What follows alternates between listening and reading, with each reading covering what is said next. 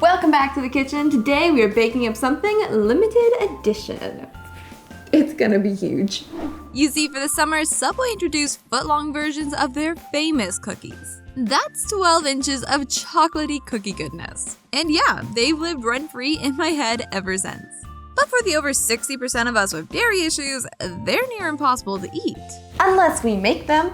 Let's get started. This recipe is the second in our September dessert series, and the first thing we need to make is our base dough. To make this, we are using 1 3/4 cup of AP flour, that's all-purpose flour, 1 teaspoon of baking powder, a half teaspoon of baking soda, and finally, a 1/4 teaspoon of salt. Now, we're going to be making 3 different flavors, so go ahead and multiply that. I promise you, this is the only time I'm going to ask you to do math, ever. Probably. Get your dry ingredients mixed, and let's move on to our wet. In the bowl of a stand mixer, mix 1 cup of white granulated sugar, 1 1/2 cups of packed brown sugar, that's the good stuff, 1 cup of canola oil, 3/4 cup of oat milk, and 1 1/2 teaspoons of vanilla extract. No need to multiply here, I already did it for you. I'm so nice. Once your mixture has taken on a pale color, it should be thoroughly combined and your sugar should be mostly dissolved. From here, slowly sifting your dry ingredients. Sifting ensures that there's an even distribution of ingredients and that all the lumps are taken care of. It's also fun because you get to hit things. Switching from our whisk to our beater attachment, mix your dough until everything is nice and incorporated. When you think about it, most tasty desserts are just a mixture of flour, sugar, and fats. What's making these 3-foot-long cookies different from each other is what we're putting in them. In 1/3 of our dough, we are putting in dairy-free semi-sweet chocolate chips. Say that 3 times fast. Dairy-free semi-sweet chocolate chips, dairy-free semi-sweet chocolate. And in another, we are putting in dairy-free white chocolate and chopped macadamia nuts. These are just macadamia nuts that I've ran through my food processor. I got high hopes for this cookie in particular because white chocolate macadamia nut was always my favorite cookie. To incorporate my chocolate, I chose to carefully fold it in my hand so that the chocolate chips didn't get crushed by my mixer. Once that's been evenly distributed, we can move on to our third and final flavor. You see, along with chocolate chip, Subway released some deluxe flavors. These range from the Monster, a combination of everything chocolate and peanut butter, to the great Pickle, a combination of peanut butter, bacon, and yes, pickles.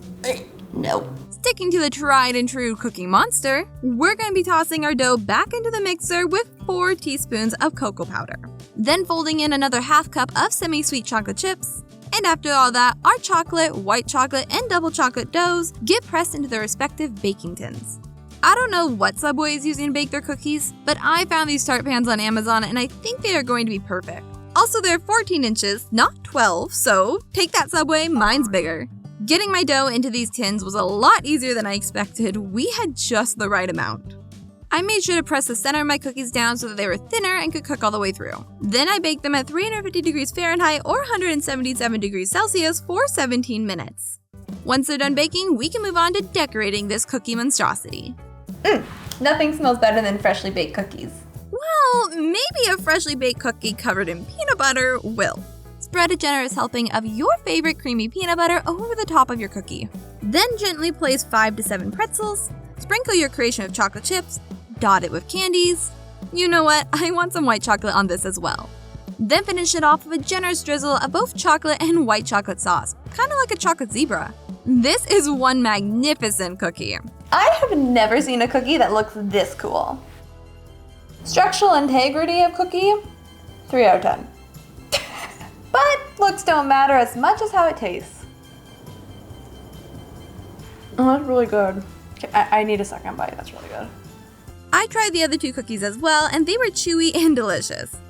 Definitely a flavor you're gonna wanna wash down, but if you love chocolate and you love peanut butter, you have to try this. It is the perfect balance between the two, and it is not too sweet or too salty. It's perfect. If you are looking for more dairy-free desserts, check out this playlist where I have put all my dairy-free desserts. From my kitchen to yours, eat happy.